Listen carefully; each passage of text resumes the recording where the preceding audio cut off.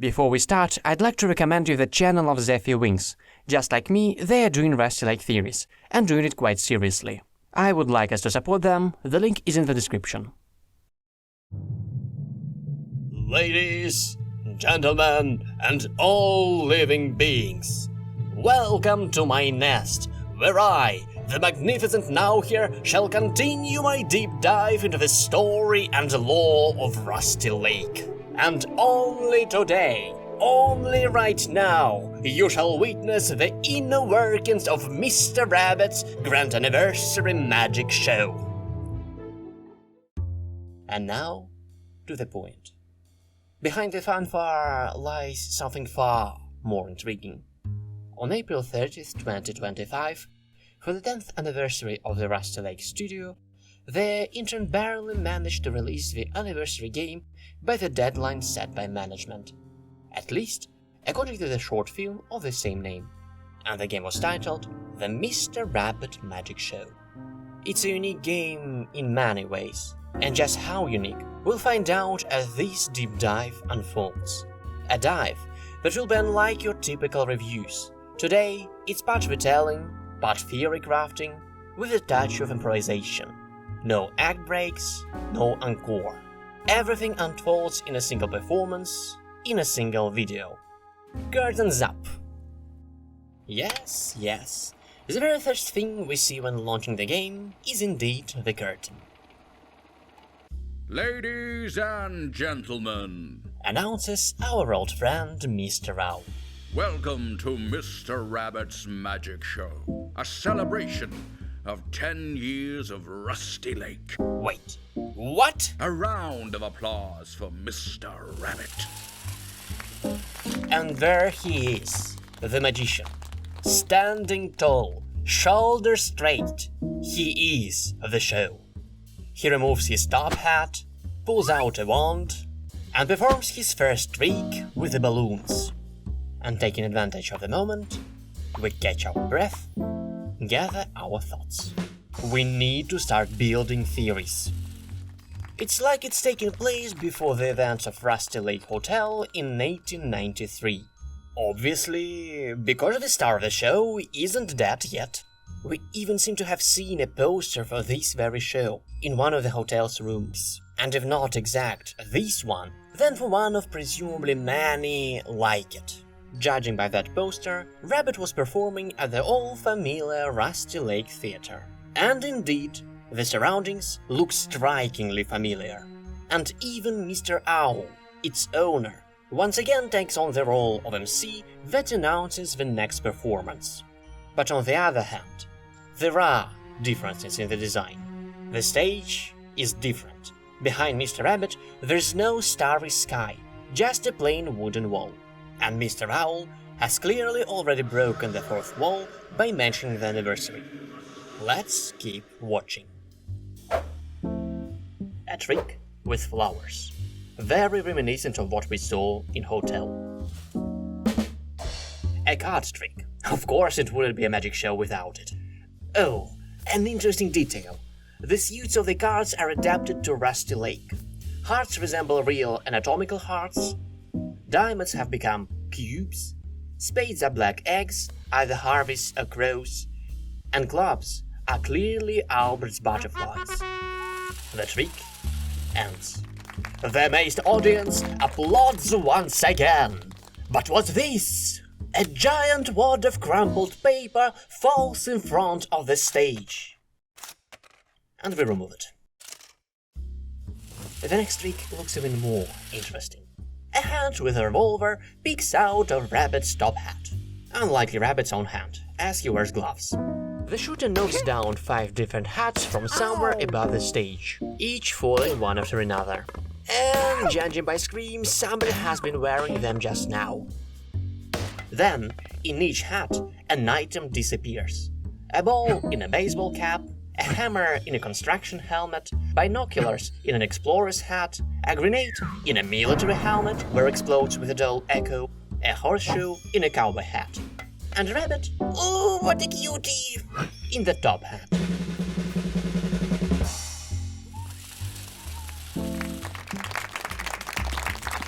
The show continues. Now, Rabbit pulls out his own hand from the same top hat. A third one. Bravo! The next trick requires not only bravery but also strength of will. Mr. Rabbit plays green light, red light with his hand inside the tiger's throat. While the beast isn't looking, he slowly but surely moves deeper inside. He can't rush, because the price of a mistake is a beaten off arm amidst the frightened gasps of the audience. And then, when his arm has gone up to the shoulder, a sudden movement, and Mr. Rabbit pulls out his miniature four-legged counterpart. While the audience cheers, a giant fly lands on the curtain. Wait a minute! Is it a puppet show? Next, even more. The manipulation of space has reached a new level. On stage rises an intricate structure, an uneven tower of cabinets as if hastily assembled. Each cabinet opens with a quiet creak, and inside, like in a frozen frame, a horizontal cross-section of the maestro is revealed.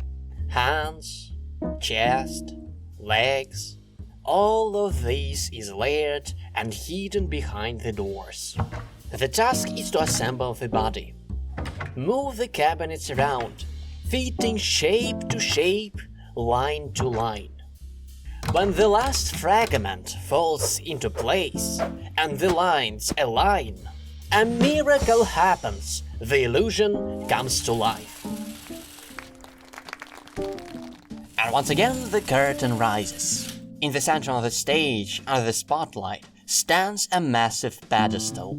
Upon it, objects rest. Simple, seemingly random, a cup, a box, a reference vase, the familiar cake, a top hat. Everything looks normal. Almost. And look, in a split second the objects freeze in a new arrangement. But something has changed. Imperceptibly. Barely noticeable. The shape of the cup? The color of the box? The angle of the vase? It's as if the stage itself decided to confuse the observer, test their attentiveness. One wrong choice, and from a discarded object, a bump with a smoking fuse falls out. Not a fake, not a prop. And the magician is still nowhere to be seen. The audience is on edge. And just when it seems that the silence has stretched for too long, from behind the pedestal, with graceful elegance, he appears. Mr. Rabbit. Oh my gosh, how hard it is to retell the gameplay. Holy crap! And what is this? A massive hand places a mug in front of us.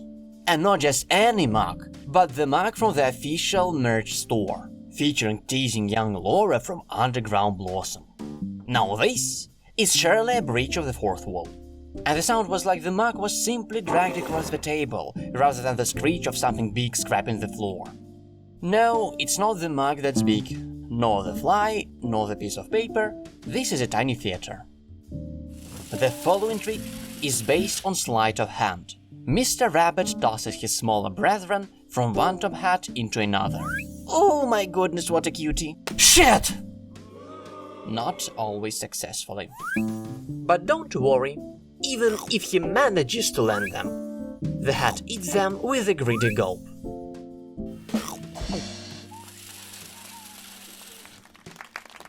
Oh, and the 10th act is very familiar to us. We saw its rehearsal not just anywhere, but in the very hotel. The box with swords. Only last time it's ended tragically. And this time it's not going well either. We hear the sounds of the flesh being sliced, and even Mr. Rabbit himself is desperately holding back from screaming in pain. Yeah, he's clearly perfected his trick before hotel. But it still didn't save him. Oh no! Error! Error! Error! Error! What do we do? What do we do? Oh. Thank you. Wait, hold on. No, not yet. I'm thinking. So all along, all this has been a video game. The guy who earlier handed us the mug also managed to bypass a crash. And it wasn't just any mug, but official Rusty Lake merch.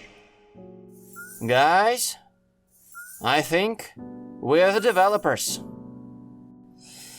Yeah, I don't think like overthinking the gameplay anymore. No, sure think it's cool to think that he lights up bulbs using his wand. But now all the magic is gone. Alright, Miss Pheasant. Something new. Mr. Rabbit gives her flowers. Not sure what the trick is, who am I kidding? There isn't one. And if you give her a wrong flower, she pulls out a revolver and blows the illusionist's head off. Actually, it's only the hat that gets blown off. He retracted the hat into his collar. Looks like she might be the one who fired from the hat. Or maybe just an asset reuse. And lore-wise, I feel rather conflicted. Supposedly they really did both perform in the same theater. Even the pistol, the one Mr. Rabbit killed Dale's family for, the substance of his past lives. It could be the very same one that Miss Pheasant used to shoot herself. But then again, where is that pistol?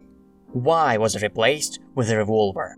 Even if the lore is just a cough and a spit, it would have been a perfect nod to both characters. As I see it, just a handful of missed opportunities. Next up, more top hats. But this time they're occupied by different animals we have to feed. The black and white cow from the mill that we give another tuft of grass. The immortal good boy from Roots. A squirrel that popped up in the background of Paradise and Samsara Room. The Vandermeer's cat. Mr. Rabbit himself. I totally love how he giggles. And some kind of monkey. Maybe we'll see it in the future, but I wouldn't bet money on that.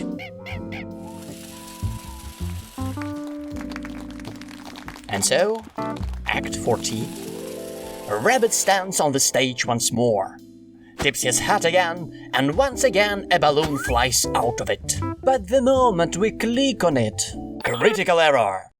Critical error! Critical error! The situation is a stalemate. Meanwhile, we're literally sitting at a computer and playing the new game by Rusty Lake. And getting up from the desk, we realize that we're in their office for real. Oh no, there seems to be a bug, says Robin, co-founder of the studio and producer. We have some work to do here in the Rusty Lake office. Yeah, some subtle exposition. Let's fix this before the celebration starts. But first, let's have some drinks. Not revealed immediately, but we are playing as an intern, like the one who uploaded this game in the short film. And yes, we are doing the infamous unpaid intern job. The office errand boy. And one of such tasks is to deliver drinks to the team. Community manager Andrea wants coffee. Martin, the second co-founder and programmer/artist, asks for a cold soda. Thanks. And Robin himself, Thanks. a tea. Solid choice. And see if we can only help Martin after with that they fixing the trust us with something that actually matters. Fixing the bug itself. Have a look, please. As kind of a tech guy myself, I appreciated the puzzle.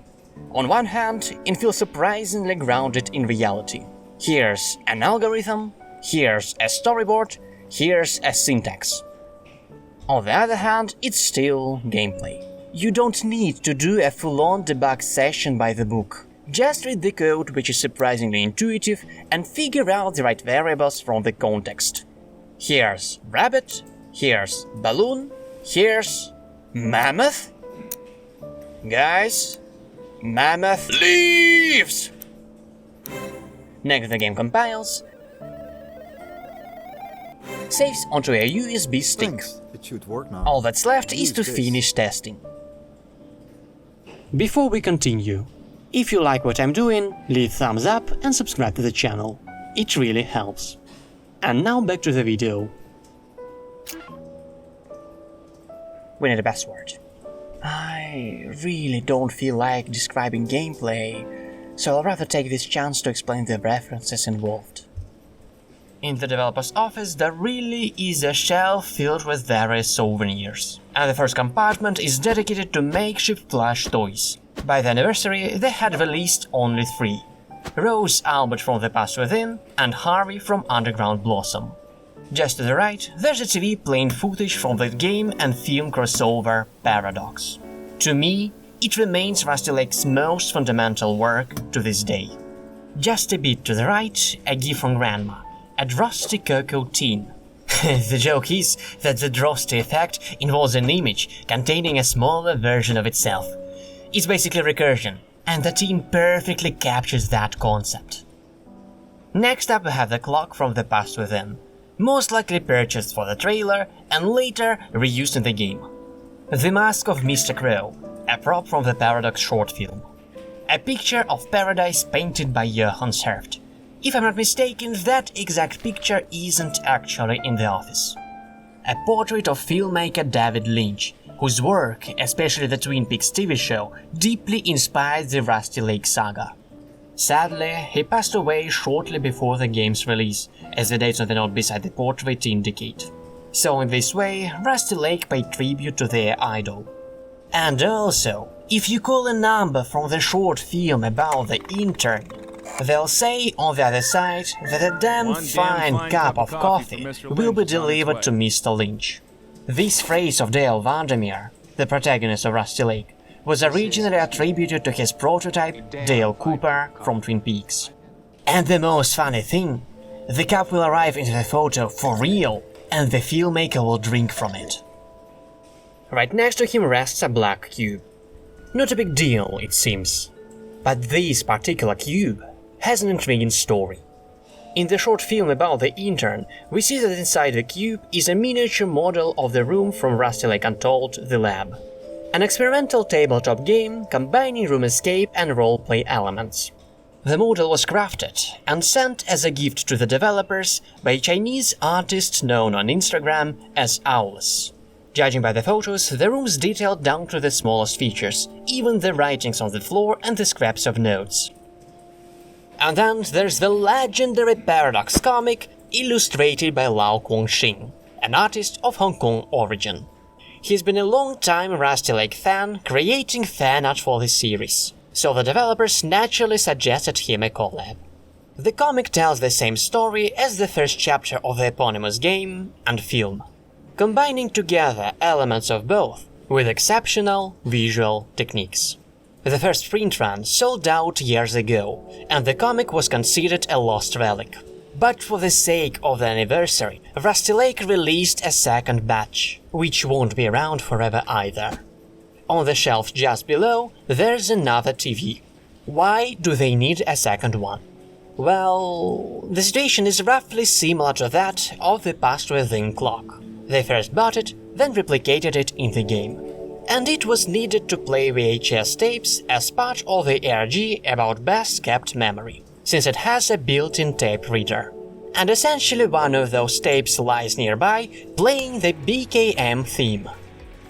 Nearby sits the Paradox-themed automaton, assembled by the same artist Johann Serft. It features Laura and a dark soul replacing one another with the lake in the background. And the final exhibit. A statuette of Rose and Albert Soul gifted by the Tall Ones. A sort of game dev studio that assisted with Unity during the development of The Past Within. Alright, the tour is over. Time to update the game. We enter a login. Any will do. This becomes our canonical identity since we are quite literally playing as ourselves. I personally typed in nowhere. The password is taken from the exhibits. And if you enter the password from the short film, the system will reject it, but a Dark Soul voice will say that the past isn't dead. Classic. The update uploaded, and now we can continue the game. Act 14 again, this time back 3. The top hat, the blue balloon, mammoth leaves! Rabbit, not so much. And now, the water tank trick with chains.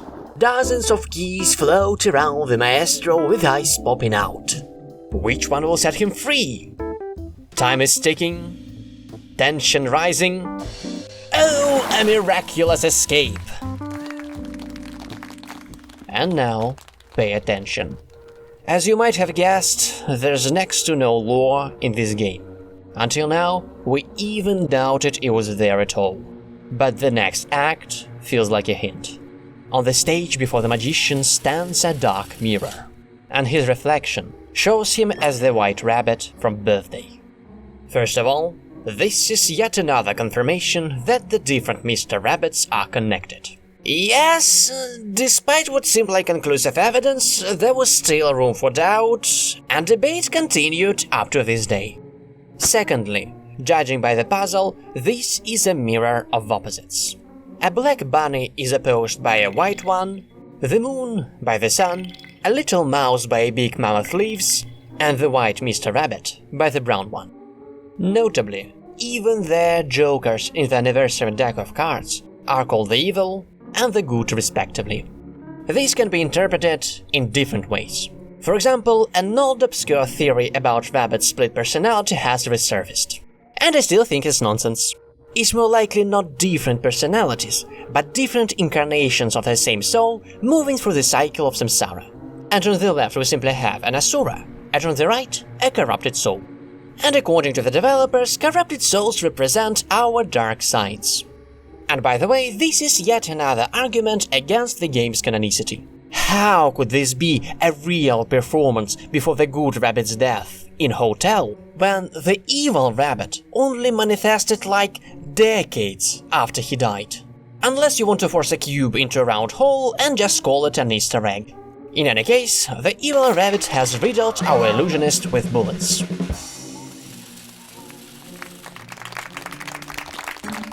Next up is another trick with a spatial top hat. Only this time there are many of them, all acting like portals. And the essence of the performance is to showcase a dizzying flight of a pigeon through them. Next things get more interesting, because we get back to the lore. At first it looks like Rabbit just put on the wrong bottoms, but upon closer inspection, it turns out to be a puzzle assembling different versions of Rabbit. David A. Lander, the Good Rabbit, his corrupted soul, the Evil Rabbit. This is further proof that Rabbit is one and the same, just reincarnated. But also, more than that, he truly is David A. Lander. And therefore, the other guests are also his family. In this question, the evidence already seemed sufficient enough. Please call Mr. Alander the magician. But this should finally put an end to all the debates. There was also an interesting redesign of Rabbit's soul. Previously it looked like a white asura with dead eyes, wrapped in a black shroud, which was quite uncharacteristic for a corrupted soul. Now, however, it appears more typical, with distinctive fuzziness and seemingly with a mask.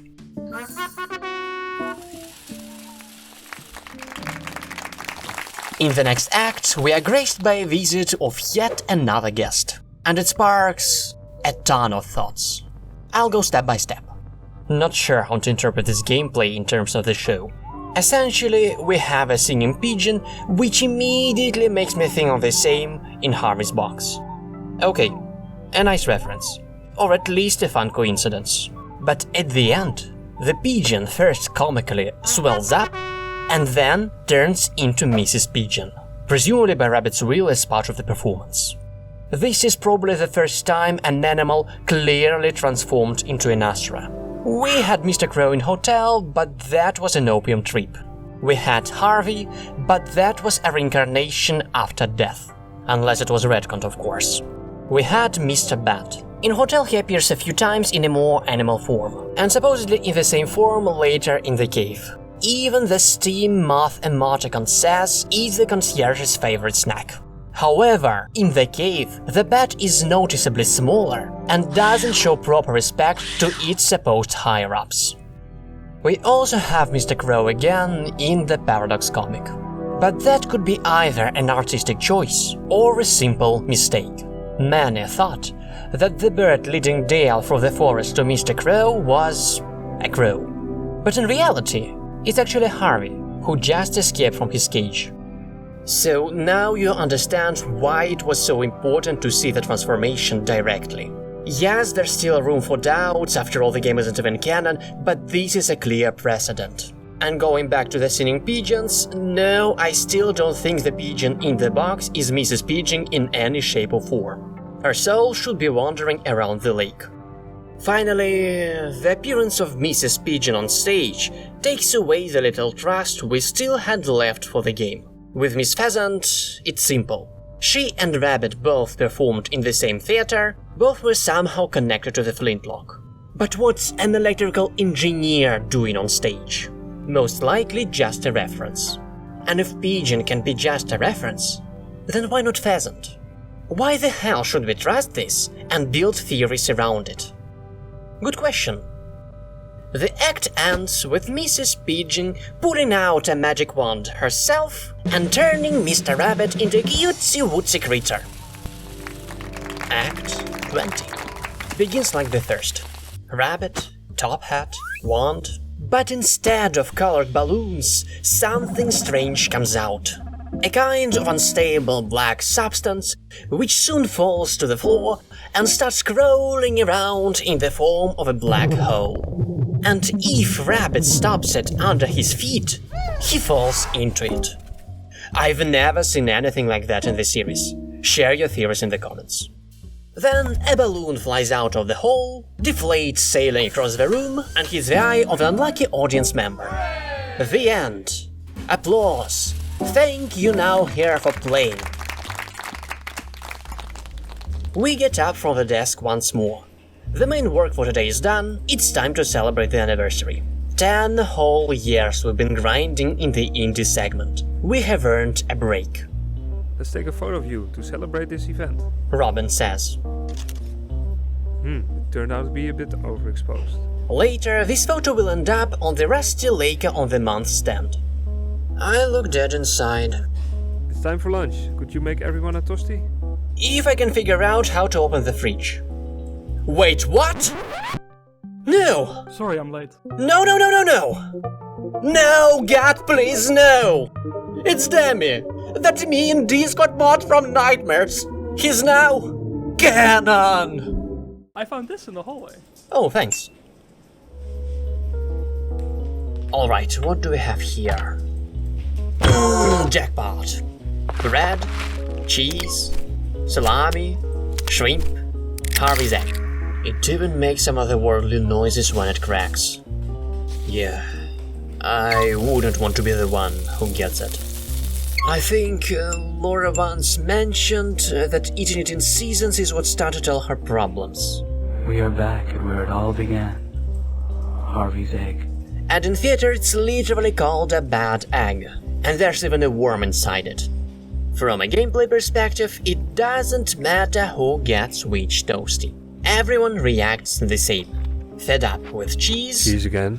Salami is yummy. Yummy. Shrimp is too shrimpy. A bit shrimpy, perhaps. And Harvey's egg... My favorite. a favorite. Okay then. Oops. What's going on? Smoke. Who forgot to turn off the grill? Getting thicker. Was it the intern again? Yes. What's happening is clearly an homage to Hotel. Can someone please fix this? There too, Mr. Boar smoked up the room before we ended up in the misty forest of the lake. Man, I cannot see anything. Except Albert wasn't there. Past is never dead. Use the flashlight on your phone. It cannot work like this. The atmosphere is indeed otherworldly. Mostly thanks to the music. Where is that grill? Only coughing and the team's commentary are breaking the immersion. And then we see him, Mr. Crow. You know what to do. And then the smoke clears and it turns out it's just Martin goofing around with the movie mask. And Robin's wearing Albert's skull, just like in the short film. Time to order the cake. Could you call the cake shop? Finding the phone number, as is often the case with Rusty Lake, turns into a detective mission with a bit of breaking and entering. But when we finally manage to reach the shop, a strange voice speaks up. Hi, this is Crazy Cool Cake. Come Yeah, right. We know you too well. There was a mishap with a similar cake before, just smaller. We roll this huge cake to the center of the room and set it right on the dirty floor. And yes, it's definitely dirty, because guess who's going to clean it up now? Make sure everything is cleaned in time for the celebration. That's right, the unpaid intern. Solve the cake slice for a cleaning brush and get to work. Oh, a familiar piece of paper. Into the trash. Oh, an empty soda can of Martin. Into the trash. Alright, cleaning's done. Now, guess who's handing out the decorations for the celebration? The unpaid intern! Luckily, the balloons are already inflated. As soon as they hang the stuff, there's the knock on the door. Here. The guests are here. And first to step in is composer Victor Budzilar. He just happens to work in the same building. Hey guys, I brought a new record. And he's also brought a new record with his soundtracks. Start already. Following him come various people who have lent a hand to the company. Freelancers like voice actor Bob Rafferty and artist Johan Herft, Discord moderators like Rainy, interns, different translators depending on the active language, and many faces even I don't recognize. And now they are all gathered behind the cake. I think we are all here, says Robin. We would like to thank you for all your support over the last 10 years. Martin adds. And now it's time to celebrate. And who gets the honor of blowing out the candles? We would like you Once to do again, honors the and unpaid blow out the intern. candles. I'm kidding. I will gladly do it.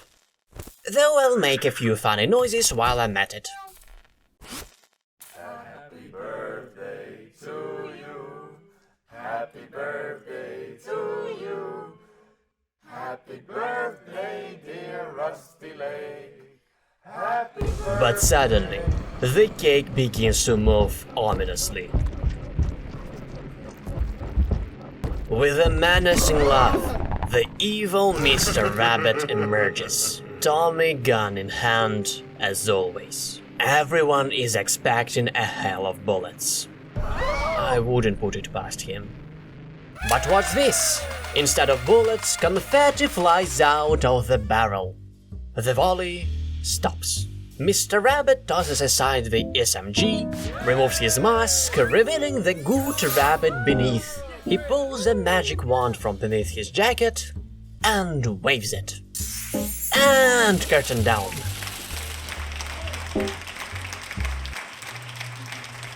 And finally, I'd like to read one letter. Yes, the game is free, but there's a DLC for those who want to support the game financially, and in it the developers left a message. A heartfelt thank you. From the bottom of our hearts, thank you for your incredible support over the past decade. It has been an unforgettable journey, and we are endlessly grateful to have shared it with you, filling the lake with so many cherished memories along the way. When we first began in the spring of 2015, we never could have imagined how this universe would grow. Creating 18 games, a short film, a comic book, and, most importantly, a vibrant community of players has surpassed our wildest dreams. We've been deeply moved by your comments, reviews, fan art, tattoos, cosplays, theories, and heartfelt letters over the years. Your passion and creativity continue to inspire us every day. Thanks to your unwavering support, we've been able to keep moving forward, expanding the Rusty Lake universe with games and content we truly believe in. While our pace may have slowed slightly over time, our commitment to crafting new and captivating mysteries for the lake remains as strong as ever. We hope you've enjoyed the little magic show we prepared for you today. With your continued support, we are thrilled for the opportunity to bring even bigger magic in the future. After all, the past is never dead. Martin, and Robin on behalf of the Rusty Lake team. This game was something special. Although the lore was so dense that my deep dive felt more like flailing in a puddle, I liked it. The high concentration of meta references could have turned out detrimental to the series. Rusty Lake came dangerously close to breaking players' immersion. But fortunately, the boundaries between the universe and those who weave it are stronger than ever. While references and homages remain just that, references and homages. I will continue my watch, building theories about this universe, discussing them and other theories within the community, and then diving deeper into them here in my nest. You can join our discussion right here in the comments, or on the Rusty Lake subreddit, or on the official Rusty Lake Discord. Here was nowhere, and remember, question everything in Rusty Lake.